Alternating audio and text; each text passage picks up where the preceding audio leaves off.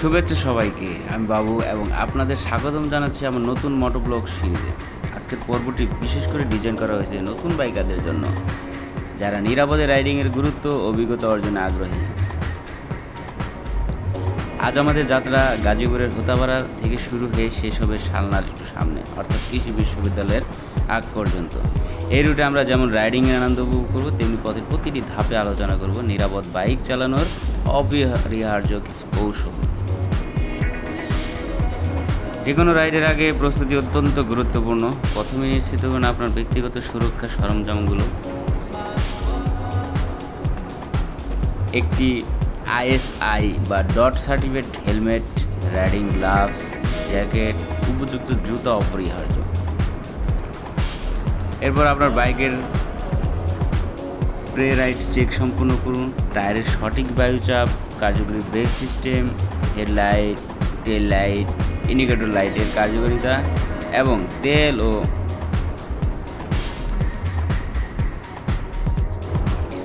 তো বন্ধুরা, আমরা এখন হোতাপাড়া থেকে শালনার উদ্দেশ্যে যাত্রা শুরু করছি। নতুন বাইকারদের জন্য আমার প্রথম পরামর্শ হলো সবসময় আপনার গতি নিয়ন্ত্রণে রাখুন। রাস্তার অবস্থা, ট্রাফিকের ঘনত্ব অনুযায়ী আপনার গতি নির্ধারণ করুন।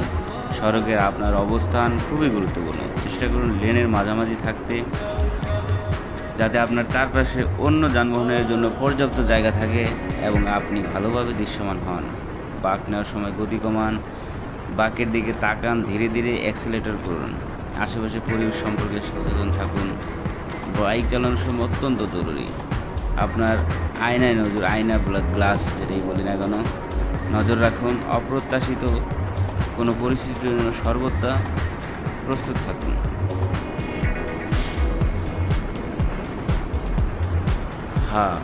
আমাদের রুট এখন একটু ব্যস্ত এলাকা প্রবেশ করবে কিছুক্ষণের মধ্যেই। এই পরিস্থিতির ধৈর্য ও কৌশল উভয় জরুরি। নিরাপদ দূরত্ব অনুসরণ করা এবং বজায় রাখা জরুরি। সামনে যানবাহনের সাথে অন্তত 2-3 সেকেন্ডের একটি নিরাপদ দূরত্ব রাখা, যা আপনার আকস্মিক ব্রেকিংয়ের ক্ষেত্রে পর্যাপ্ত সময় দেবে।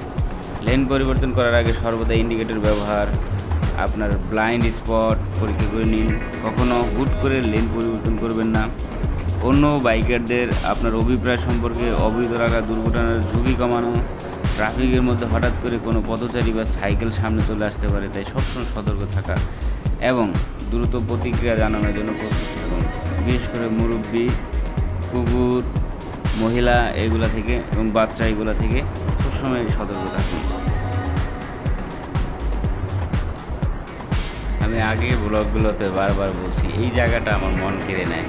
দুপাশে ডানে বামে ঘন সবুজ জঙ্গল, গাছপালা, সরকারি ম্যাক্সিমামই সরকারি, খুব ভালো লাগে। আর এই এলাকায় সবসময় বৃষ্টি হয়ই হয়, মানে বৃষ্টির সিজন আসলে মিস যায় না কোনোটা দিন। প্রত্যেক দিনই কোনো না কোনো সময় বৃষ্টি আসে।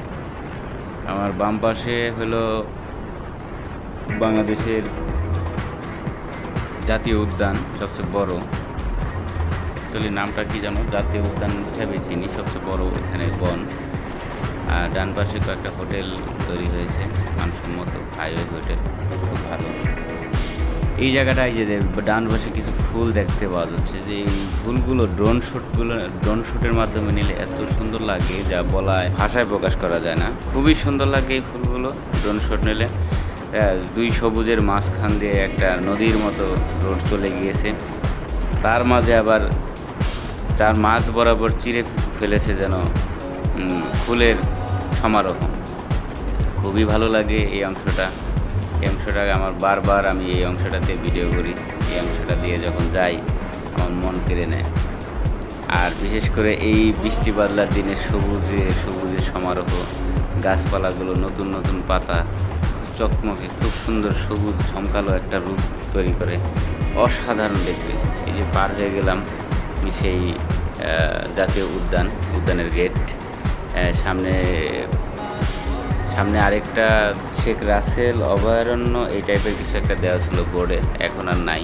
সেটা গণঅভ্যুত্থানের সময় মুছে দেওয়া হয়েছে। সামনে একটা বোর্ড আছে। ও আকাশের অবস্থা তো খুব, মনে হয় বৃষ্টি আসবে কিছুক্ষণের মধ্যে, হয়তো 1-1.5 মিনিটের ভিতরে। আকাশ ঘন অন্ধকার রূপ নিয়েছে। চকচকা পরিবেশ, শান্ত নীরব, ঠান্ডা ঠান্ডা ভাব। এই গরমের দিনও খুব ভালো একটা ওয়েদার। এই ওয়েদারের কারণে মূলত আজকে ব্লগটা তৈরি করছি। খুব ভালো লাগছে, গাড়ি ঘোড়াও নাই সকাল সকাল, ডান বাম খুব সুন্দর, আকাশের অবস্থাও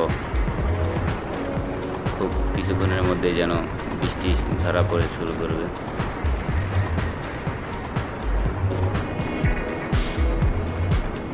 অসাধারণ অসাধারণ এই দৃশ্যগুলো, এই গাছপালা সবুজের সমারোহ। এখানে আবার কি হলো,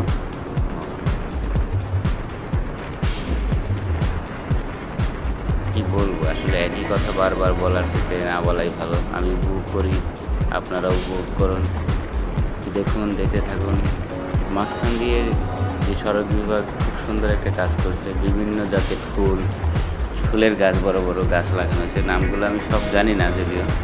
হ্যাঁ, ড্রোন শুটে মানে ইগলের চোখে, পাখির চোখে যেই কিছু ভিডিও দেখি এই এলাকার উপর থেকে ফুলগুলো খুব সুন্দর দেখা যায়। গোলাপি কালারের কিছু ফুল, সাদা কালারের কিছু ফুল। এই যে যেটার কথা বললাম, বোটটা অন্ধকার বলতে ঢেকে দিয়েছে। হ্যাঁ, সামনেই আমাদের পুরাবাড়ির মোড়। এখানে আছে র‍্যাব 3। আচ্ছা, এখানে একটা কাজ করছে র‍্যাব 3 এখানে, কথা না বললেই নয়। এমন একটা হাইওয়ে রোড, তারা এখানে এই যে কে দেখে আবার বস্তা নিয়ে দৌড়াচ্ছে, কেমনটা লাগে। ডানে বামে দেখার কোনো প্রয়োজনই মনে করে না। আচ্ছা, এটা আমি আজকেই খেয়াল করলাম, যেটা আমি আপনাদেরকে দেখাবো। র‍্যাব অফিস আছে এখানে, র‍্যাব 3 নাকি বলে এটা। আচ্ছা, আসার পরে আমি বলছি বিষয়টা।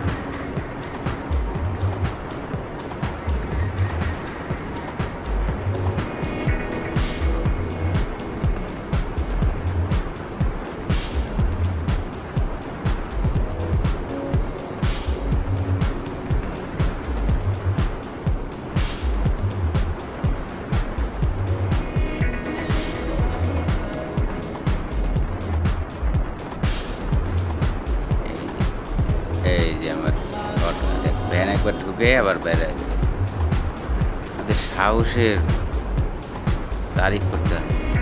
আর যেটা বলছিলাম, এই র‍্যাবের যে ইয়েটা আছে, র‍্যাব 1 না 3 মনে নেই, এখানে হাইওয়ে রোডে তারা এরকম এক কাজ করছে যে বিট। এখানে হাইওয়ে রোডের বিট দেওয়ার মানেটা আমি বুঝলাম না। হ্যাঁ, এটা আসলে খুবই খারাপ কাজ আমার কাছে মনে হচ্ছে। বিট দিয়েছে কিন্তু ওখানে কোনো হোয়াইট মার্ক দেওয়া হয়নি বা কোনো সিগন্যাল বোঝানোর মতো কোনো অপশন রাখেনি। হ্যাঁ, আর এমনভাবে এটা উঁচু করা হয়েছে, মানে 1 ফুটের মতো প্রশস্ত দিয়ে উঁচু করা হয়েছে। মূলত হাইওয়ে রোডে বিটগুলো দেওয়া হয়, প্রশস্তটা অনেক বেশি, মোটামুটি 4-5 হাতের মতো দেওয়া হয়। এই রোডে আর কয়েকটা আছে, বাট এটা আমাকে খুবই একটা মানে খারাপ পরিস্থিতিতে ফেলতে চেয়েছিল। বাট আমি আগে থেকে জানি যে এখানে একটা বিট দেওয়া হয়েছে, ওই 2 পারেই দেওয়া হয়েছে। আসলে এটা আমি মন থেকে মেনে নিতে পারলাম না। র‍্যাব 3 বা 1 যেটি হোক, এখানে র‍্যাব অফিস আছে বলে যে এরকম হাইওয়ে রোডের উপরে এরকম একটা বিট দিয়ে দিবে, এটা আসলে আমি মেনে নিতে পারছি। এটা নিয়মের মধ্যে পড়ছে কিনা জানি না। হাইওয়ে রোডে কী করে বিট দেওয়া হয়, আর এই বিটগুলো প্রশস্ত 1 ফুটের মতো কেন? এখানে ডিস্ট্রিক্ট গাড়িগুলো চলাচল করে, এভাবে দেওয়া ঠিক হয়নি। কর্তৃপক্ষের দৃষ্টি আকর্ষণ করছি যে এটা রিমুভ করে দেওয়া হোক, অথবা এটা আরও প্রশস্তটা বাড়িয়ে দেওয়া হোক, যেন হঠাৎ দুর্ঘটনা না ঘটে। আর বিশেষ করে এর উপরে কোনো রঙের কোনো চিহ্ন দেওয়া হয়নি, অর্থাৎ সাদা কালারের যে একটা রং দেওয়া হয়।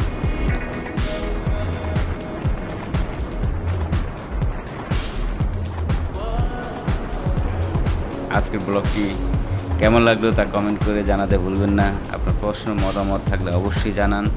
আপনারা যারা নতুন বাইকার, সবসময় মনে রাখবেন নিরাপত্তাই প্রথম, সেফটি ফার্স্ট। সুস্থ থাকুন, নিরাপদে রাইড করুন। দেখা হবে পরবর্তী রাইডে। বিদায়, হ্যাপি রাইডিং।